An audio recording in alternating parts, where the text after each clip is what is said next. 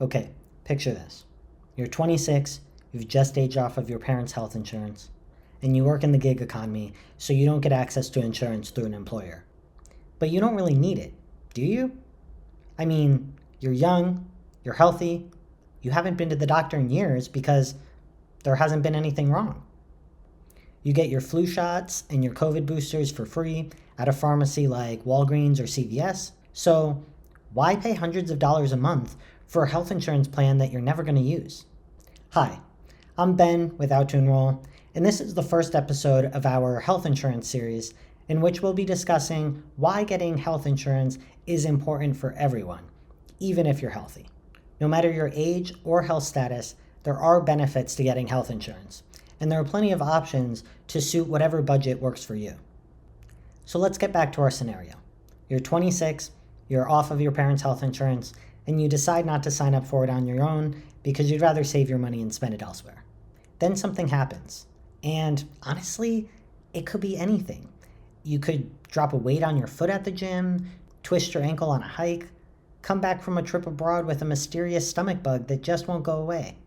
Now, if you go to urgent care, it might end up being only a couple $100s, but these costs rise quickly if you need anything like an x-ray or blood tests.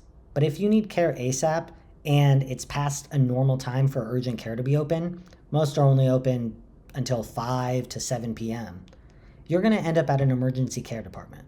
And this is where your costs are really going to skyrocket. I don't want to tell you that hospitals are expensive and have you not go to the hospital when you need to. Always seek medical care if you feel like you need it. But I am trying to convince you to sign up for health insurance, and this is one of the most compelling reasons why.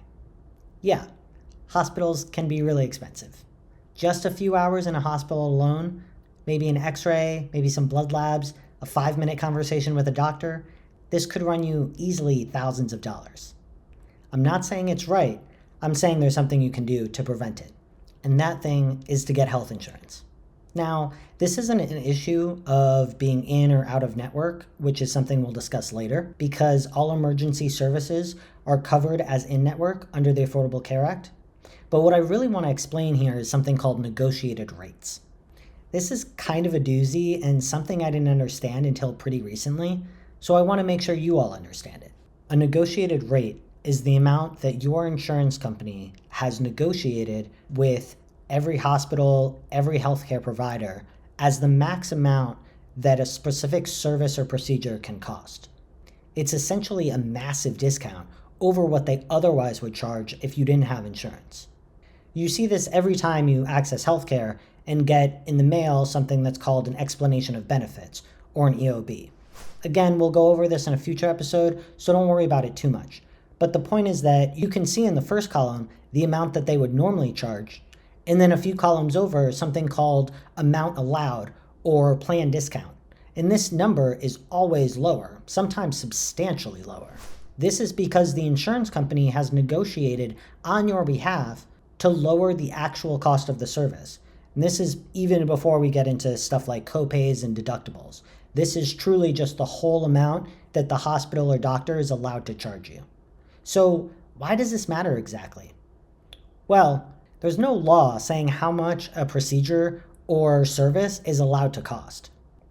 There is a newish law that hospitals have to be transparent about these costs and list them on their website, but there is no max in the United States. Some states are trying to implement them, but it's really hard to do because hospitals and doctors charge different amounts depending on a lot of factors.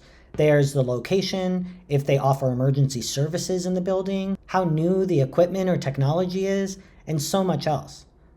There are also a number of different items that you're always paying for in these costs. So take, for example, getting an x-ray. You're not just paying one simple cost if you don't have insurance.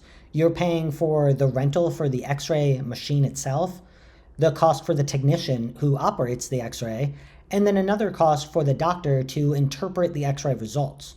These are all separate costs that you would be billed if you didn't have insurance. Instead, when you work with an insurance company, they've negotiated these rates, and what you end up paying is either just the copay or your coinsurance. And again, we'll get back to that in a future episode. The point is that you're paying one number for the entire experience as opposed to being nickel and dimed for every little thing when you access care without health insurance.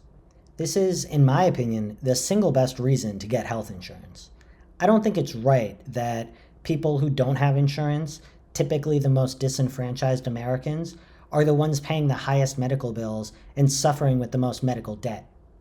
But that is a system that we live in, a system where health insurance companies are the ones keeping rates down for their members. And I want to make sure that you're one of those people not getting a huge medical bill every time you need to go to the doctor. If you think about this in terms of insurance itself, we pay for a lot of insurances and get almost nothing from it unless there is an emergency.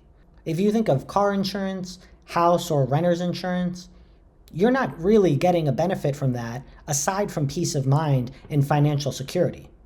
If we think about this in terms of health insurance, we're actually getting a lot more because you do get some benefits.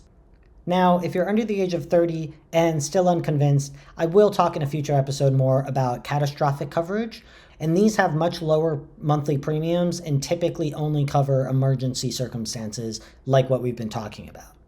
But aside from financial protection, there are a lot of other benefits to getting health insurance.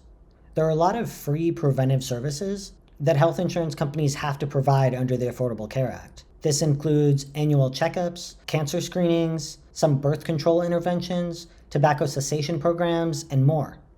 We'll discuss this more in detail in an upcoming episode and go over all of the free things that you can get through your health insurance plan. In the meantime, just know that they do exist, but they're mostly services that you can only get from a doctor provided in-network with your insurance company. So any insurance plan will give you access. Many plans also come with some little perks, like a fitness app or something. My insurance plan has 2 meditation apps, which I use for my daily mindfulness and also for sleep as white noise. Obviously, these don't make up for the cost of health insurance premiums, but stay tuned for the next episode where we talk about how to find affordable coverage and exactly how affordable that coverage really can be. Thanks for watching. See you next week.